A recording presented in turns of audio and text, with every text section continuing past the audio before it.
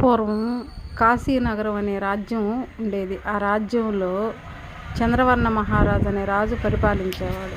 ఆ రాజు అమ్మవారి భక్తుడు. ఆయన లలితాంబికకి అమ్మవారికి మంచి దేవాలయాన్ని నిర్మించి ప్రతిరోజు 1,00,000 మందికి అన్నదానం చేసేవాడు. 1,00,000 మంది భోజనం చేసి భోజన అనంతరము గంట మోగిస్తే ఆ గంట శబ్దం విన్న తర్వాతే రాజు భోజనం చేసేవాడు. ఆ విధంగా కొన్ని సంవత్సరాలు గడిచింది. ఒకరోజు వర్షాల కారణంగా 15 రోజుల పాటు ఒకటే వర్షం కురుస్తూ, అప్పుడు వంట చేసేది మామూలు గ్యాసులు లాంటివి ఉండేవి కాదు. అప్పుడంతా కట్టెలు వాటి మీద ఆధారపడి వంటలు చేసేవాళ్ళు. వర్షం కారణంగా కట్టెలన్నీ తడిచిపోవడం వల్ల వంట చేయలేక వచ్చిన ప్రజలకి భక్తులకి భోజనం పెట్టలేక అమ్మవారికి ప్రసాదాలు మాత్రమే నైవేద్యం పెడుతూ పాపం అక్కడున్న వంట బ్రాహ్మణులు జయగంట మోగించలేకపోయేవాళ్ళు. ఆ విషయం తెలిసిన చంద్రవర్ణ మహారాజు ప్రతిరోజు 1,00,000 మందికి భోజనం పెట్టిన తర్వాతే తన అనంతరం భోజనం చేసేవాడు. ఏ రోజైతే 1,00,000 మంది భోజనాలు చేయకుండా ఆగిపోయినాయో ఆ రోజు నుంచి రాజుగారు అన్నం తినడం మానేశాడు. రాజుగారికి 2 వారాలు గడిచింది. కానీ రాజుగారు ఆహారం తీసుకోకపోవడం వల్ల అనారోగ్యంతో పైకి లేవాలని స్థితిలో మంచం పైనే ఉండిపోయాడు. ఆ విషయం తెలిసిన ప్రజలు ఎంతో దుఃఖించారు.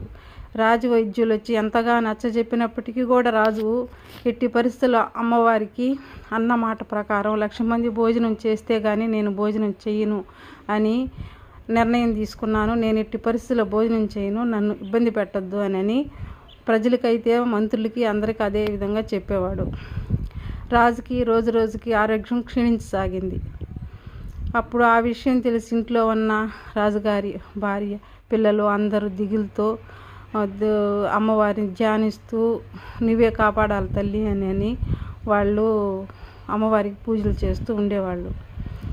అప్పుడు వంటశాలకి ఒక వృద్ధురాలైన బ్రాహ్మణ స్త్రీ వచ్చి, బాబు ఏమి అన్న ప్రసాదాలు తయారు చేయలేదా, భక్తులకు భోజనం పెట్టడం లేదని అక్కడున్న వంట బ్రాహ్మణులను అడిగింది. ఏం చెప్పమంటావు అవ్వా, వర్షం కారణంగా కట్టెలన్నీ తడిచిపోవడం వల్ల భోజనం జరగడం లేదు. మహారాజు గారు ఇప్పటికి 3 వారాల నుంచి భోజనం లేదు, ఆయన ఆరోగ్యం క్షీణిస్తూ ఉంది అని చెప్తారు. మీరేం బాధపడవద్దు, ఆ పచ్చి కట్టెలు ఏవైతే ఇలా తీసుకురండి, నేను వంట చేస్తానని ఆ బ్రాహ్మణ స్త్రీ పొయ్యిలో పచ్చి కట్టెలు పెట్టి తను వంట చేసి 1,00,000 మంది భక్తులకు భోజనం పెట్టి జయగంట మోగించింది. అప్పుడు రాజు లేచి భోజనం చేశాడు. అప్పుడు అదే విధంగా ఇక నుంచి ప్రతిరోజు ఈ పచ్చి కట్టెలనే పెట్టి వంట చేయండి, మణుతాయని చెప్పి వంట బ్రాహ్మణులకు చెప్పింది. ఆ విధంగానే జరుగుతూ ఉండింది. ఒకరోజు అమ్మవారి ముక్కు పుడక కనిపించకుండా పోయింది. ఏంది ఇది అని చెప్పి మహారాజుకి తెలియజేశారు. రాజుగారు వచ్చి చూస్తే అమ్మగారి ముక్కు పుడక లేదు. అప్పుడు రాజు అక్కడ పూజలు ఎవరైతే నిర్వహిస్తారో బ్రాహ్మణులు వాళ్ళు, మీరే తీశారు, మీరే కదా అమ్మవారి దేవాలయం రోజు అమ్మవారికి పూజలు చేసేవాళ్ళు, మీరు తీసుకు ఎవరు తీస్తారని బ్రాహ్మణుల్ని జైలు ఖైదు చేయించండి అని అమ్మవారి ముక్కు పుడక తీసిన కారణంగా వీళ్ళకి శిరచ్ఛేదన చేయండి అని చెప్పి ఆజ్ఞాపిస్తాడు. ఆ విషయం తెలిసిన బ్రాహ్మణులు బాధపడి ఏడుస్తూ, తల్లి మేము అసలు ఏమీ ఎరగము, కానీ మాకెందుకు ఈ శిక్ష అని వాళ్ళు బాధపడసాగారు. అప్పుడు ఆ రోజు రాత్రి కల్లో అమ్మవారు ఆ చంద్రవర్ణ మహారాజు కల్లో దర్శనమిచ్చి, రాజా నేను లలితాంబికను, నీవు నా భక్తుడివి, నీవు ఆహారం తినక క్షీణించిపోతుంటే నేను చూడలేక నేనే వృద్ధ బ్రాహ్మణ స్త్రీలాగా వచ్చి పచ్చికట్టెలతో వంట చేశాను. అప్పుడు నా ముక్కు పుడక గాడిపోయిలో పడిపోయింది, నువ్వు మనుషుల చేత వెతికించు దొరుకుతుంది, బ్రాహ్మణుల నిర్దోషులు వాళ్ళని వదిలిపెట్టు అని అమ్మవారు చెప్తుంది. అప్పుడు మహారాజు గారిని నిద్రలేసి వెంటనే కారాగారానికి పోయి వాళ్ళని విడుదల చేసి క్షమించండి అని చెప్పి వాళ్ళని వేడుకొని అప్పుడు ఆ వంటశాలకు వెళ్ళి ఆ బూడిదలో తనే స్వయంగా చేయిపెట్టి తీస్తే అమ్మవారి ముక్కు పుడక దొరుకుతుంది.